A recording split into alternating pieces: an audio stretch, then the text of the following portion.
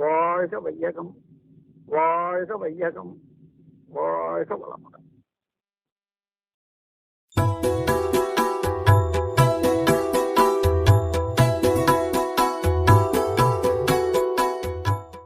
மருமகள் வரும்போதும் கொண்டு வர்றாங்க, அப்பப்போதும் கொண்டு வர்றாங்க.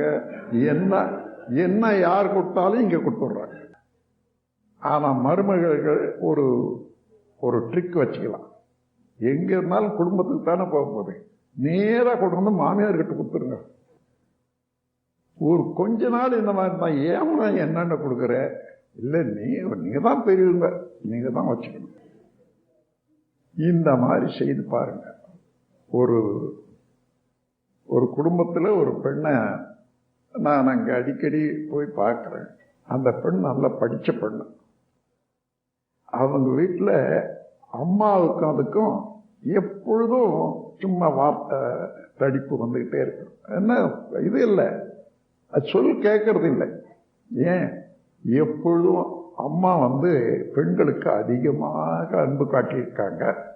அதனால என்ன சொன்னாலும் மதிக்கிறதுல போக போக வளர வளர இவங்க அது வளர வளர இது எதுவோ பேசுதே, அதுல கூட மன வருத்தம் வராது. என்னோடவே இந்த மாதிரி எல்லாம் வாதாடுறாளே, இவ போற இடத்துல எப்படி பண்ணுவாளோ, வளர வளர அவங்களுக்கு இப்படி இடிக்குது. அதற்கெல்லாம் இந்த கேஸ் ஒண்ணு என்னென்ன வந்தது. நாங்க இப்போ இவ கல்யாணம் பண்ணிக்கிட்டா, மாமியார் வீட்டுக்கு போற, என்னண்ட எப்படி நடந்துகிட்டான்னு உங்களுக்கு தெரியும். இப்படியே அங்க இருந்தா என்ன ஆகும், அவளுக்கு புத்தி சொல்லி அனுப்புங்க. பிரம்மஞானியா இருக்கிறதுனால எத்தனை தகராறு வருது பாருங்க. சரி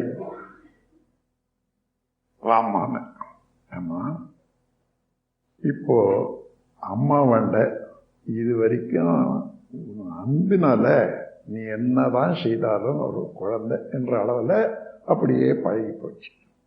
நீ போற இடம் மாமியார் புதுசு, அவங்க உன்னை இதே போல ஏற்றுக்கொள்ள மாட்டாங்க. ஆனாலும் உனக்கு அமைதியான வாழ்வு வேணும், உனக்கு நல்ல நட்புறவு அங்க வேணும்.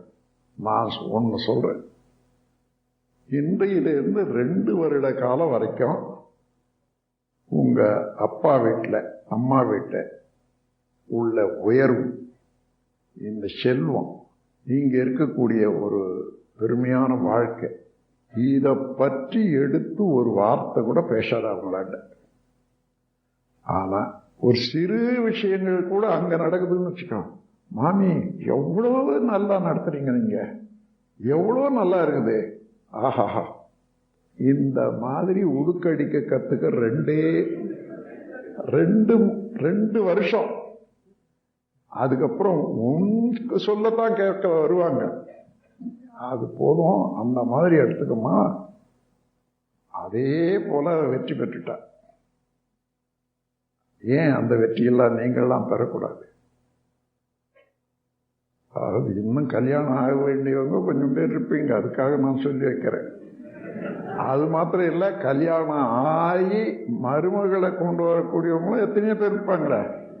அந்த மருமகள் உங்களுக்கு உதவி செய்யத்தான் வந்தாலே தவிர, பெற்றோரை பிறந்தகத்தை பிறந்த வீட்டை விட்டு பிரிந்து துறவிய போல வந்துட்டா. இப்போ உங்களுக்குத்தான் உடைய வரலாம். அதனால நீங்க மனம் கோணாத வச்சுக்கணும். இதுல இன்னும் ஒரு பெரிய சைக்காலஜி என்னன்னா, மாமியார் மருமகளை எப்படி அன்பா நடத்துறாங்களோ, அது வயதுல ஒரு குழந்தை வயத்துல உற்பத்தி ஆனால், மாமியார் சொல்லக்கூடிய சுட்டு சொல்லெல்லாம் இங்க கேட்டு அங்க கருமையத்துல பதியுது பாரு. 2 பேருக்கும் கருமையும் ஒண்ணுதான், குழந்தைக்கும். இந்த குழந்தையும் வாங்கி வச்சுக்கிட்டே இருக்கும். குழந்தை பிறந்த பிறகு அது வளர வளர வளர இந்த அம்மா மேல எரிஞ்சு விழுறது அல்லது மற்றவங்க மேல எரிஞ்சு விழுறது, எல்லா துன்பமும் அந்த குணாதிசயமே உற்பத்தி பண்ணக்கூடிய அளவுக்கு வருது. அதனால ஒரு பெண் கர்ப்பமாக இருக்கிற போது மாமியாராகட்டும், மாமனாராகட்டும், கணவனாகட்டும் அதிகமாக மனம் வருத்தாத பார்த்து கொண்டாங்கன்னா அவங்க குடும்பத்தினுடைய சொத்து உயருது, மதிப்புல உயருது. நம்ம குடும்பத்தினுடைய சொத்து அங்க வயிற்றுல குழந்தையாக வளருதுன்றது தெரிஞ்சுக்கணும். நீங்க என்ன பேசினாலும் அந்த பேச்சுக்கு உங்களுக்கு அப்ப பதில் வராது.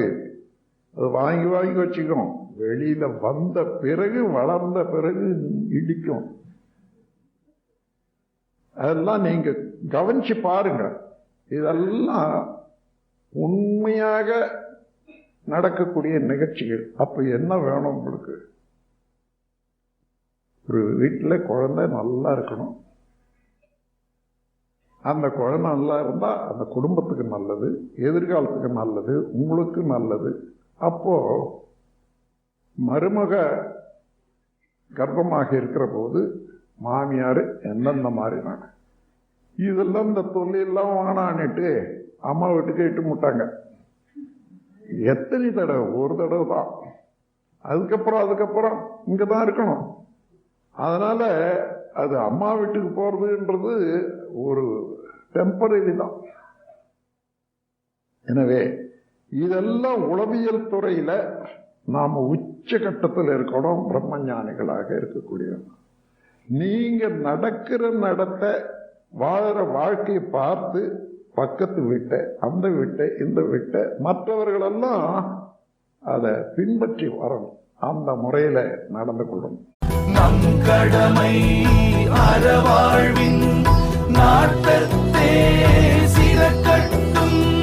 வாழ்க வையகம், வாழ்க வளமுடன், வாழ்க வையகம், வாழ்க வளமுடன், வாழ்க வையகம், வாழ்க வளமுடன். வாழ்க வையகம், வாழ்க வையகம், வாழ்க வளமுடன்.